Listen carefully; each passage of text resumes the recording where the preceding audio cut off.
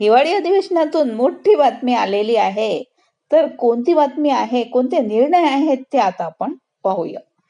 राज्य शासनाने कर्मचाऱ्यांच्या बाबतीत 3 मोठे निर्णय घेतले आहेत. शासन निर्णय सुद्धा निर्गमित झालेला आहे. राज्य कर्मचाऱ्यांच्या बाबतीत 3 निर्णय निर्गमित करण्यात आले आहेत. ते सविस्तरपणे आता आपण पुढे जाणूयात. तर नंबर 1, मंजूर पदसंख्या निश्चित करण्याबाबत. मंत्रालयीन विभागातील कक्ष अधिकारी संवर्गाची मंजूर पदसंख्या निश्चित करण्यास मंजुरी देण्यात आली आहे.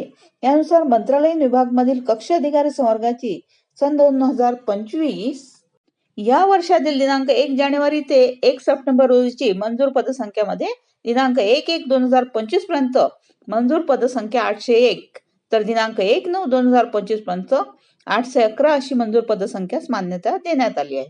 जिल्हा परिषद मधील ग्रामीण पाणी पुरवठा विभागाच्या अखत्यारीतील यांत्रिकी उपविभागाच्या अधिपत्याखालील जिल्हा परिषद स्तरावर निर्मित पदावर हातपंप किंवा वीज पंप देखभाल दुरुस्तीकरिता कार्यरत नियमित कर्मचाऱ्यांचे वेतन व भत्ते, याचबरोबर नियमित पदावरून सेवानिवृत्त कर्मचाऱ्यांच्या सेवानिवृत्ती वेतन व भत्त्यांकरिता निधीचे वितरण करण्यास मान्यता देण्यात आली आहे.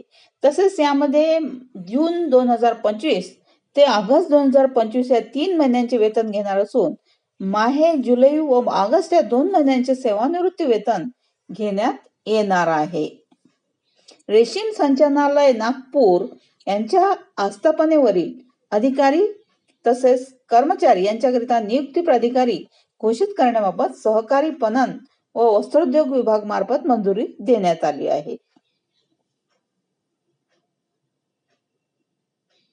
थँक्यू.